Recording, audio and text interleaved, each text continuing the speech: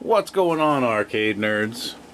Right now, along with a million other projects, I'm making Vectrex multicarts.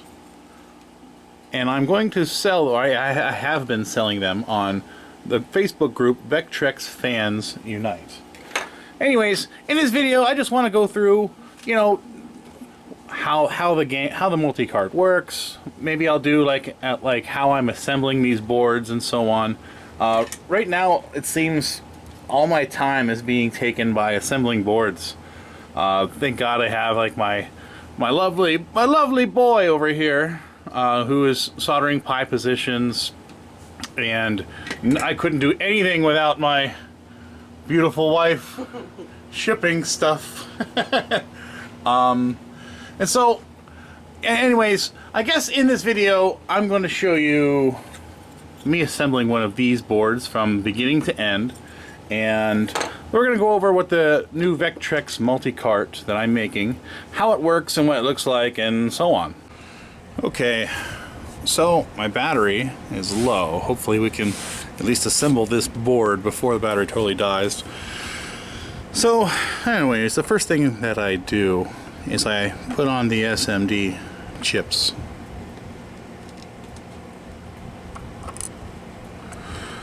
And the first chip I'm going to put on right here is a 4040 counter. And I'm going to put a little bit of flux on there. A lot of flux on there. You can never put too much flux. See if I can zoom in some. And get my solder ready.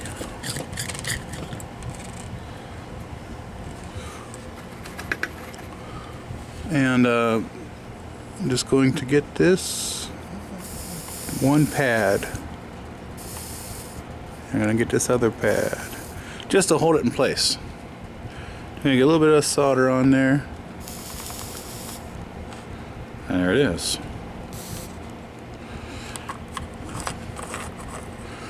Same thing over here. Little solder on the tip. There it is. Now that chip is now soldered on. And yes, all this gunk will have to be cleaned off. And yeah, I suppose I could show you what I'm going to do, how I do that too. But I'm just going to center this chip. These larger SMT chips are pretty simple, pretty easy to install, and there's a huge margin of error you could have with these, so it's not a big deal.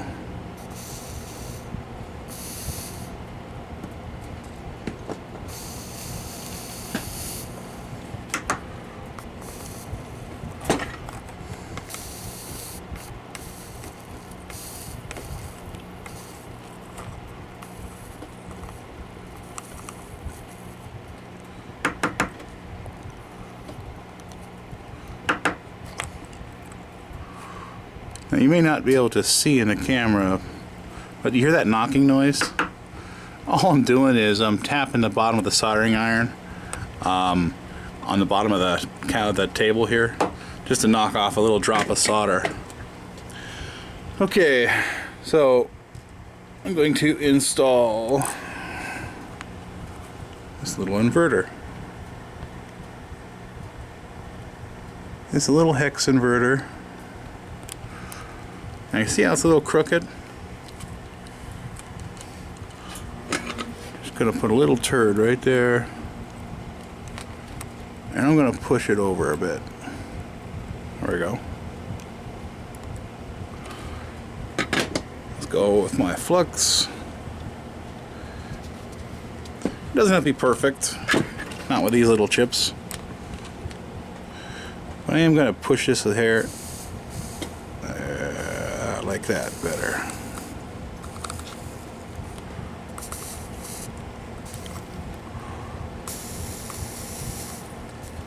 Okay. This camera is right in my face, so hopefully I'm doing a decent job on film here.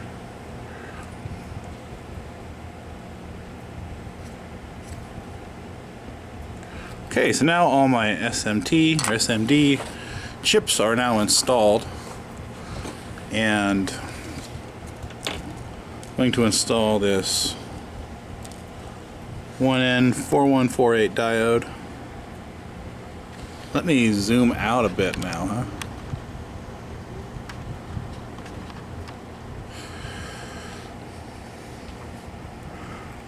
And so yeah, between me and my wife and my kids, we have like a whole assembly line going of installing these parts. And I have a couple, let me zoom out some more even, how about that? Okay, and I have a couple of these 0.1 farad capacitors.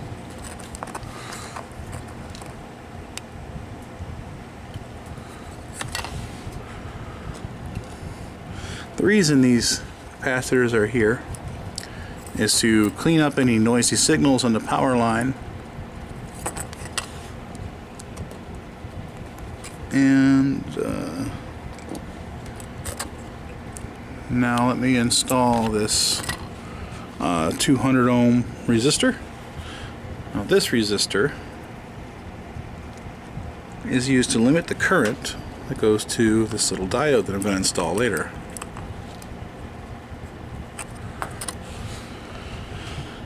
And here is this capacitor that I'm installing here, and the purpose of this capacitor is to work a circuit for the reset line on the counter. I think I'll do that. I'll explain that later of how that works and what it does and so on. So now I'm going to install a diode. This is a special diode. This diode displays different colors. So now, if I paid attention, I installed all those parts.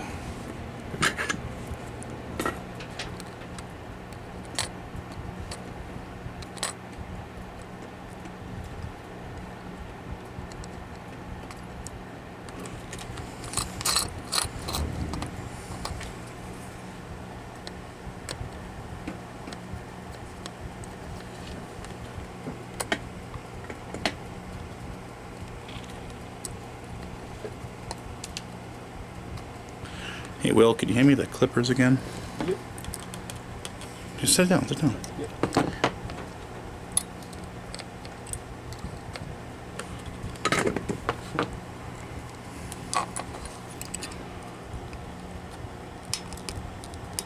It's actually a really super simple circuit. And you know, my intentions for this cart was to build the cheapest possible multi-cart for the Vectrex. And it also my plan was to make it the largest EPROM cart for the Vectrex also. And this is these EPROMs right here. This is the largest EPROM ever made. And these are the EPROMs that we're putting on this cart. Now some of you may notice that this is a 16-bit EPROM, and we're only using the lower byte. But that's totally fine. There is a revision 2 in the works that will use the upper and lower byte. But it turns out I can fit 174 games in the lower byte. And so that is what we're doing. And I couldn't find many more games to merit using the upper and the lower byte. So that will be reserved for revision 2 that will someday be made. I'm going to show you a trick. We're going to wash this board anyways, right? So what the hell? Why not? Let's throw some flux on there. Now a lot of people say, oh, use the flux, but a lot of people don't understand what the flux is for. If I were to let this tip, tin this tip and let it sit. All the flux is now burned away, right? And what happened is, this solder has created a skin, a film of oxide. You see how that goop comes off like that? See how I can stretch that solder out? Well, if I were to add some flux to that, it seals it while it's being heated, and it will not form an oxide layer on the outside of the solder. And so it helps the solder flow better. It helps transfer heat better because there's not an insulating oxide on the outside of the metal. Anyway, so I put a little flux here. I'm going to show you a little trick here. It's called drag soldering.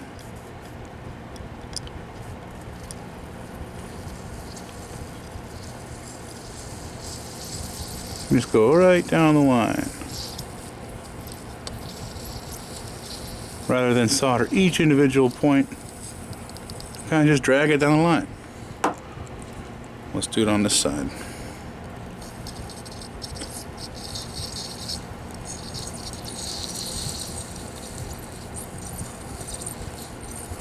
It's funny, these boards, these are brand new boards that I designed and ordered and so on. But this company, the vias are difficult to solder to, and it kind of ticks me off. I've never seen a PCB with a via so difficult to solder to. Often, it seems like there's a thin layer of solder mask that covers all. Anyways, so I think I missed I did. I missed a resistor. This resistor that I'm going to put in right now is 180 kilo ohm. And this 180 kilo ohm is part of my counter reset circuit. And the way the reset circuit is this is going to be kind of fun. I'll explain that in the video where I show the schematic of the cart and everything later on. Anyways, what this resistor does is the capacitor will charge, keeping the signal from resetting. And then when I ask the cart to reset, this will cause a delay, and the charge will this resistor will discharge this capacitor. Okay, so now we have a completely assembled cart. It's messy, it's sticky. If you're familiar with flux, this stuff is terribly sticky. This is the same stuff they put on like a violin to make it sticky. The violin's bow. You ever hear that? Ever hear that term, rosin up your bow? So let's wash this off. Okay, so now we are at my kitchen sink, and I have this Tupperware container filled with denatured alcohol. And it's kind of old. You can see it's actually, I've used it so much that it's stained with the resin. But what we're trying to do now is, see all this goopy stuff? That is the flux. So I'm going to let this sit in there for about 3 minutes, and I'll come back to you in a second. Okay, it sat for about 3 minutes, 2 minutes or so. I've been flopping it around in there. Okay, so what I'm going to do is, I'm going to get this card out, and I'm going to brush it. Now, I don't know if it'll show up in the camera or not. It actually doesn't look too bad. Do I see it? Yeah, I see some white stuff right there. What I'm going to do is I'm just going to brush it. See the white stuff's gone? So I'm just going to brush the whole thing. And I'm going to brush all around these chips.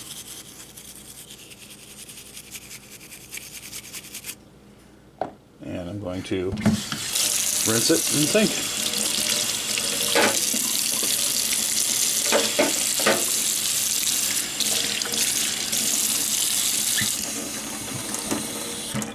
Okay, now I'm going to take this back to the basement. Okay, we're back in the basement. And the board is magically dry now. Okay, let me tell you a quick way you can dry PCBs. Get yourself a cardboard box, okay? Cut a hole on one side, about this big. Cut a hole on the other side, about this big. I like to set them offset. And what I'll do is I'll stick a hairdryer in one side and let the other side exhaust. And I'll turn the hairdryer on, and no joke, not exaggerating, legitimately, this is a legit answer. It will take 5 to 10 minutes to dry any PCB you have inside that box. Now, once you open the box, the PCB will be so hot you could barely handle it. And so, you know, let it cool down a bit. And that's it. That's it. That's what you gotta do. You know, I know a lot of people will sit there and wait for, you know, let a PCB sit out for days and so on. I don't do that. And the reason why I don't do that is, first off, I'm impatient. I want it done quick. I want it done now. Second off, if you let all this stuff sit with water for a day, one day of all these little leads being wet can cause rust and corrosion and so on. Just get that water out of there and get it out now. So all you gotta do is just, you know, use a hairdryer and you'll have a 100% dry PCB in about 5-10 minutes.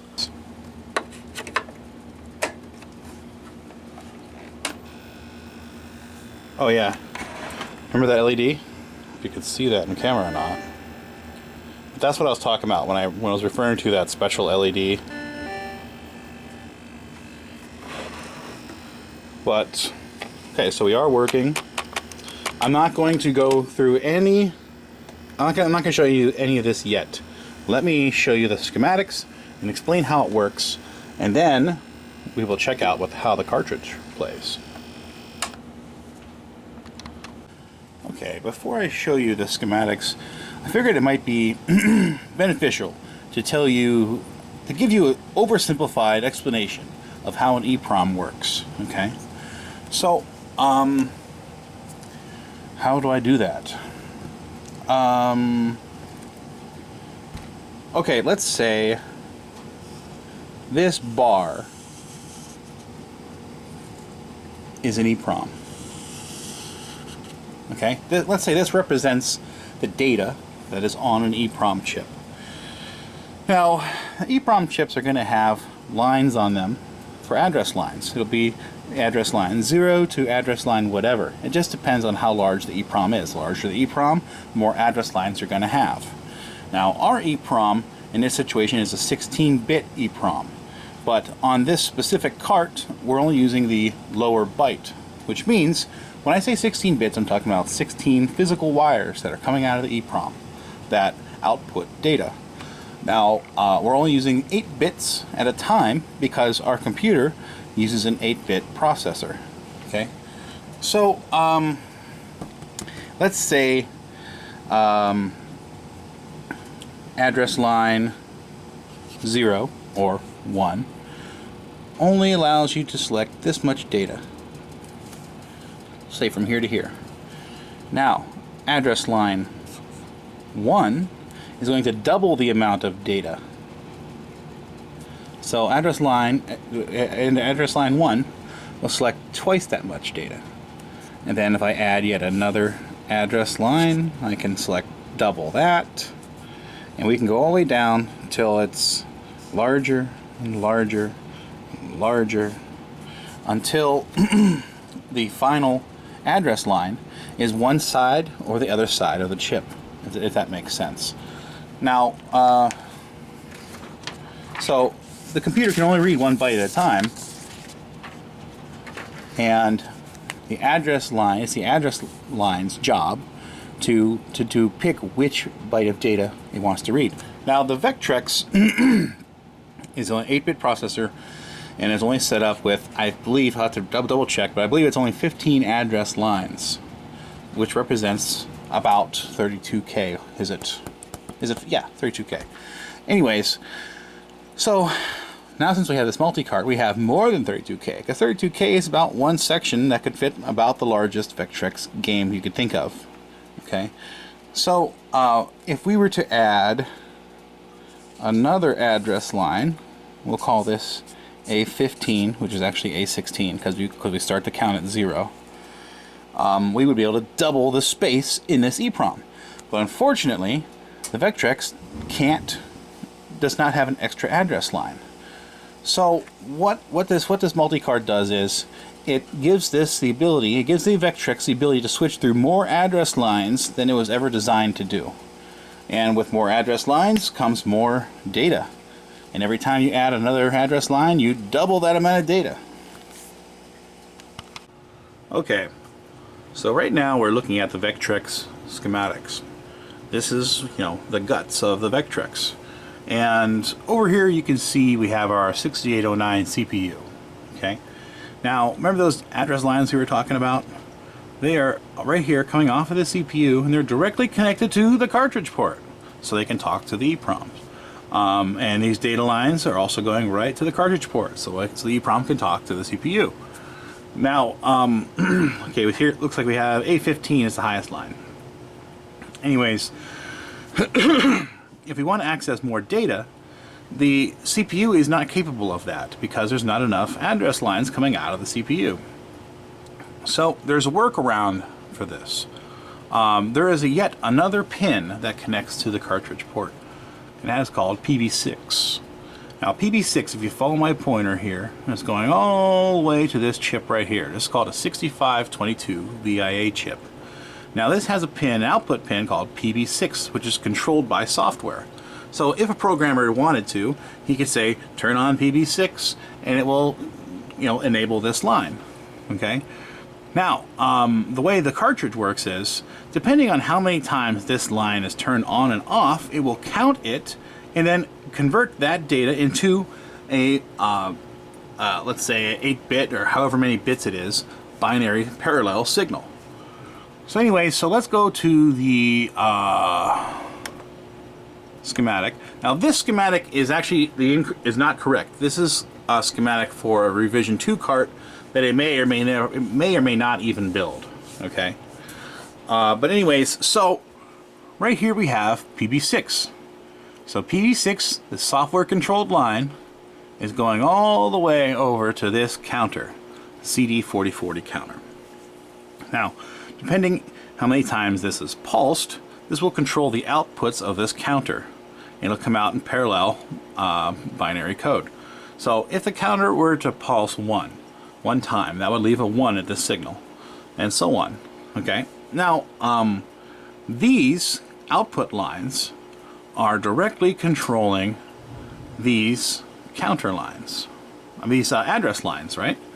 So instead of being stuck with 14, A14, I think it is actually, 14 lines, now we have 15, 16, 17, 18, all the way down to 20. Okay, so it doesn't seem like much, but that greatly increases the size of the selectable data on an EPROM, which will allow us to use this EPROM right here. By the way, the EPROM that we're using, this guy right here, is the world's largest EPROM. This EPROM is a 27C322, and as far as I know, I'm pretty sure I'm right, it is the world's largest mass-produced EPROM. Anyways, so our computer is an 8-bit computer. It can only read 1 byte at a time through 8 single wires. Now what we have here is a 16-bit EPROM. Okay, so we have 2 groups of 8, and we're going to call that the upper byte and the lower byte. Okay. Now every time we switch through all these address lines, we're switching through 16 bits worth of data, not just 8 bits of data. Okay. So on one side of the EPROM could be Mindstorm, and on the other side of the EPROM could be Thrust, but it's in the exact same address. Does that make sense? Now, there's this chip right here, which it's a buffer. It'll select between the upper and lower bytes, which is also controlled by a counter down here. When you run out of things to count for address lines, we can just switch to the other side of the higher byte, and then go through all these address lines again. It doubles the amount of data we have. Now, if you notice over here, we have some OR gates, right? Now, the purpose of these OR gates is so we can split up those chunks of data into smaller pieces. Now, let me explain a little better here. Right now, if the CPU wanted to enable address line 11, it will go through this OR gate. This OR gate will allow an output. If you put a 1 on any of these inputs, this one or this one, your output will be a 1. Okay, so if the CPU wants to say, hey, make that EPROM address line 11 go to a 1, it goes through this gate, enables this, and it becomes a 1. Okay, so this acts just as if these OR gates are not there. It allows the CPU to talk directly to the EPROM just like normal, as if these are solid wires. Okay, but we put these OR gates in place so we can also control the address lines with our counter. Now, if we were to just leave it as it is and just add extra address lines towards the end, we would only be able to switch between 32K blocks, because 32K is the largest. Well, there is some workarounds, but let's just say 32K is the largest block you can access on a Vectrex. Okay, well, let's say we make a whole nother block so we can add one more game, right? Well, if that game is only 2K, that means we have 30K of empty spots, empty space on that section, right? So what we can do is let's say we have, I don't know, 16 2K ROMs. Well, if we also control the address lines via the counter, which is software controlled by the programmer, then we can access 16 games in the same space that we could have accessed only one. So that's the purpose of these OR gates here. Now let me explain this reset circuit here. Now we have our 8 bits of data going to the data bus, and 1 bit is going to be more active than all the rest. The reason why is because when you count in binary code, there's a most significant bit and there's a least significant bit. Okay, we're connecting to the most active bit. Okay, now that's just going through a couple inverters here, and the output of that is going through a diode. Now this diode will only allow a positive charge here, but not a negative charge. So in other words, this inverter cannot pull our positive charge down because it's basically been disabled by this diode. Okay, so as long as the data bus is chugging away, normal operation, let's call it, it will charge this capacitor right here. And when this capacitor is charged, it'll smooth out all these pulses and give this a solid signal. So if this is charged through this diode, it will make this inverter invert that 1 to a 0 and make sure that this counter cannot reset. Okay? Now, the reason we would want this counter to reset is so we can go back to the menu. If this counter resets, it sets all these lines to 0, and the EPROM just acts. It goes back to the original 32K. Okay. Now, the original first 32K, it'll act just like a regular Vectrex cartridge. Okay.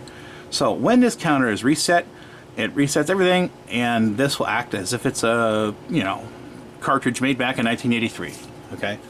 So, but the reason I added this circuit here at all, because if you were to decide to just turn the power switch off and then turn the power switch back on, that could also be made to reset the counter. So why would I want to make this reset the counter? Well, let me explain. There's a reset button on the Vectrex, right? And we can use that reset button. Okay. There's other multi-carts out there that you have to turn the switch off and on your Vectrex. And there's been some concern by me, and I've seen other people mention it. Like, man, I'm wearing out this switch on this, like, what is it, 30, 40-year-old console now. It's constantly clicking off and on, off and on, off and on. And so I figured let's make it go back to the main menu when you press reset. Now, but the reset button now has 2 options with two uses when this card is installed. If I were to press reset quickly, let's say half a second, boop, okay, what it will do absolutely nothing. What happens when sorry. Anyways, you have your 8-bit data bus. It's constantly doing stuff, right? And if I hit the reset button, it will freeze. It'll lock up. Nothing will happen on the data bus. Okay, and that means this capacitor is now starting to discharge because it's not being charged. Okay, and this capacitor discharges past the threshold of switching this gate at about 2 seconds. Okay, so if I hit the reset button for 1 second, it will keep the counter's current state. So let's say you're playing Scramble, okay, and you don't want to go back to the main menu, you just want to hit reset. You just hit reset real quick, it'll stay in Scramble. Now, if I were to hit that reset button for 2 seconds, it will discharge its capacitor to the point that it will cause this gate to change states. And when that gate changes states, it will reset all the data on this and return it back to the onboard 32K, which is the menu software. Anyway, so let's hopefully that I explained that and it made sense. I already know there's a few little things I said that were technically wrong, but just to give you the idea of this simplistic way of how it works, it is really simple. It's a simple circuit. Anyway, so now let's play with this thing. Let's play some Vectrex games on it. Okay, now we're finally getting there. We're finally gonna play with this stupid cartridge. I'm gonna go ahead and plug it in. And there's something I thought I'd mention, because I know there's going to be some intelligent man out there who's going to leave in the comments, but Jason, some of those games use the PB6 signal to save high scores. And no, this cannot save high scores. There's a chip that's on some certain homebrew Vectrex carts that it's called a one-wire protocol. And with that one pin pulsing, it can save data, and that data is the high scores. So what needed to be done, oh, and I really need to mention Ralph's name. Ralph, anyways, I'll get back to that. So what needs to be done is that data inside those there's only like, I don't know, maybe four games that normally would have saved high scores on this, and there's 174 games on here, and maybe around 190 if you count the multicarts that are built into this. But anyways, so that section of the code needed to be disabled, and that was done by Ralph Corman, as a good friend of mine now. Anyways, Ralph, he is the man who wrote the menu software for this multicart. As many of you know, I am not a programmer. I really wish I was. It sounds like it'd be right up my alley, but I never learned. And now I have like a mental block. One of these days I need to learn how to program. Beyond like programming in BASIC or something. But anyways, so let's turn this on. And yeah, so anyways, my quick explanation was the games that use PB6, I think there's like 4 of them on this cart, have PB6 function disabled, so you cannot save high scores. Now it is possible I could monitor the address lines and add like 4 one-wire protocol chips in there, so it saves game. So it saves the game depending on the specific address line and so on. But the reason I didn't go all out and crazy on this is because I want to make this cheap. This is the cheapest possible way I can do this. And yes, some of you may say, hey, why didn't you just save a byte and store it and so on and use that to control it? And there's the reason I did everything this way is because this is the cheapest components I could possibly find. And so I may have done a little backwards to some of you guys, but I did it in a certain way so I literally have about $1.50 into each of these cartridges. $1.50. And so if I make this as cheap as freaking possible, that means I can sell it as cheap as freaking possible. So anyways, by the way, I'm selling these cartridges on Facebook, Vectrex Fans Unite. If you're a Vectrex guy, you gotta check out Vectrex Fans Unite. Get in there. There's like 4,000, almost 5,000 people in there, and we can all talk about Vectrex stuff together. But anyways, so my intentions was to make this as cheap as possible so I can sell it as cheap as possible. Hold on for a second. Where are you? Aha! There is a smart cart that I'm working on, and me and Ralph are working on. But this is a whole different video. This is the prototype. It's not the final version, but it does work. Anyways, this is technically the fastest, most powerful Vectrex smart cart ever made. And when it's done, it's going to be, more money than this. I wanted to make 2 different options. I wanted to make something cheap and something, cheap and something better. You know what I mean? So that's a whole other thing. We're not going to talk about that right now. Oh, in this video, we're just going to talk about the cheap thing that I made. So, huge thanks to Ralph Corman, by the way, for doing the menu software and so on.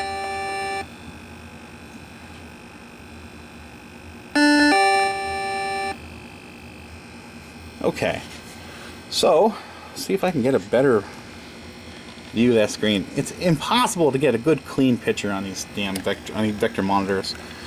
Anyway, so I have my controller here, and there's different ways I can select games. Number one, I can go by name, and that'll bring up alphanumeric selection here, where I can select what game I want. So I can start at 2. That goes to 23 matches. See what I mean? Now I'm in 3. We're in 3D Crazy Coaster, and so on. 9. So let's go back. So let's say I wanted to play Thrust. I can quickly go to T, and there's Thrust. All right. Or I can go back. Now I can also search games by category. For example, there are games that require 3D Imager to work. So if you want those games, you can select that. There's demos. So there are some duplicates.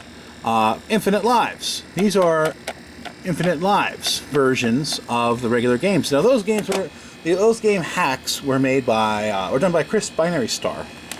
And anyways, so you can search by category, what type of game, or you can search by developer. And I'm really, at first it was kind of a pain to do all the research and make a list.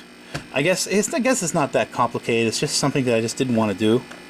But in the end, I'm so glad that we did it, because I really think these programmers need credit, and this is a good way to give them some credit in the game and on the multi-card. So you can pick by developer. So Alexander Von Noring, Brett Wallish, Chris Binary Star, Chris King. Yes, I even got the developers for the original GCE games, the guys that wrote the individual games. For example, Chris, he wrote Hyper Chase. Chris Parsons, Christopher Tumbler, Clay Cowgill, he wrote Moonlander, and Theory Unlimited. It was a nightmare. I had to get permission from all these guys to make these, to allow me to put this on the cart. You know what I mean? Gaze Soft. Here's all the GCE games. Graham Toll. Here's James Watts. Chimney Hunt. Oops. Developer. What do we got? Malbin. Malbin makes some good stuff too. Malbin has Carl Quap, Release, Vectrex Frogger, Michael Simmons, Mountain Goat, Pierre Johnson. This is an interesting story. Pierre Johnson, he's a professor that teaches programming. And in his class, he specifically has a team of kids, or people, that make Vectrex games. And so anyways, here's some of the games that he made. Rotor and Vecman. But yeah, all these. Vile did Thrust, you know. Now, there are some games that are hacked that do not affect the gameplay normally. That's kind of hard to explain. Okay, so let's say Thrust.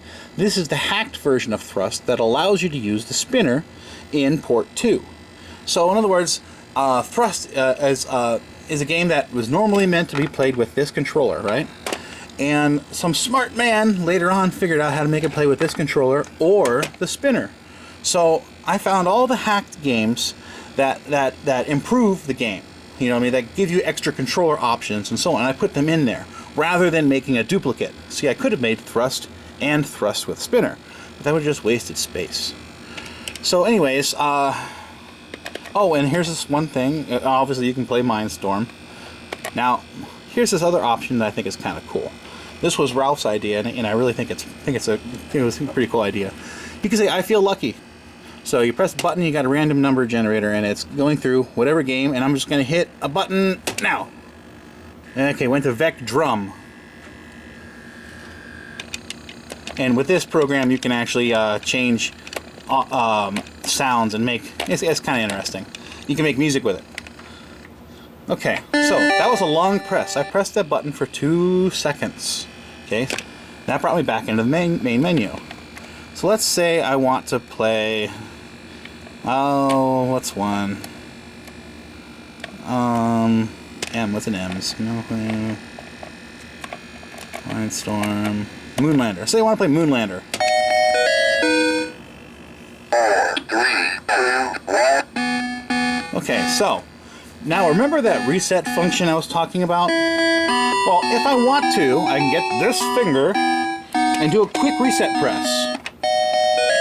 Look at that, I'm still in Moonlander. 4, 3, 2, 1. Now if I do a long reset press, let's say 2 seconds. 1 Mississippi, 2 Mississippi. Now we're back in the main menu. See, we did not, see, there's other cartridges that require you to do this. Click it off, click it on. And then you have to wait for the Vectrex screen to load, and you're fucking with your Switch all the time. So alright, let's find a good game, and let's play a little bit of a decent game. And also there's a lot of games that were not available anywhere else unless you buy it in cartridge form and so on. There's actually a couple people that allowed me to use their games, and they are not for sale anywhere unless they're through this multicart. So I thought that was very kind of them. Anyway, so let's go through T. I want to play Thrust. I like Thrust. Okay, so let's play a little bit of Thrust, and maybe I'll do 1 or 2 more and we'll wrap up this video. Thrust is an interesting game. It reminds me of Gravatar, of course, but it was originally programmed for the Commodore 64. And Vile, he made a Vectrex port for Thrust. I hope I'm saying your name right. Vileville?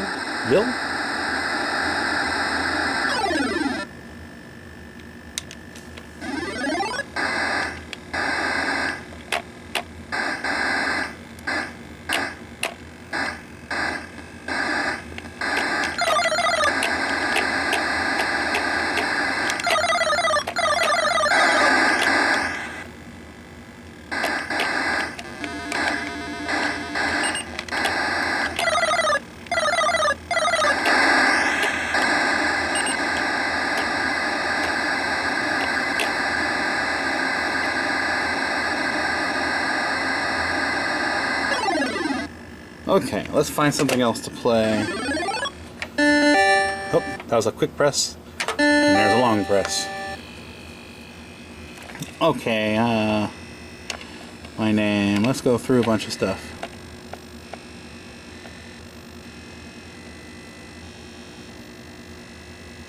Oh, I kinda like this one. I like this one too. Every day is Halloween. This game was made by Chris Binary Star. Suddenly.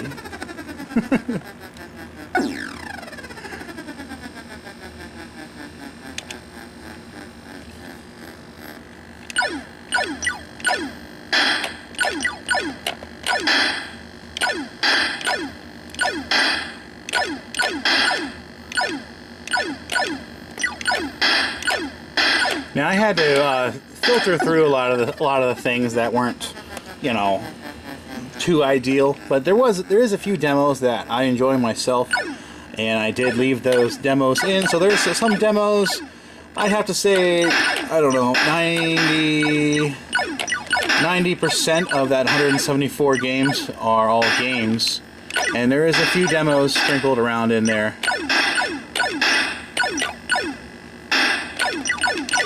And I was originally thinking of using a double-sided cart that would have more space, but I just couldn't get enough permission for enough games to fill it up. So I may never do that. Well, we'll see. We'll see what happens in the future. If I get more games, enough to merit spending about $2 more worth of hardware, then I will. I will do that.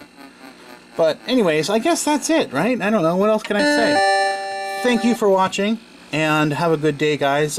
Please subscribe to my channel, I hope I didn't forget anyone, because there's a lot of people that deserve credit for writing these games, and I appreciate Ralph writing the menu software.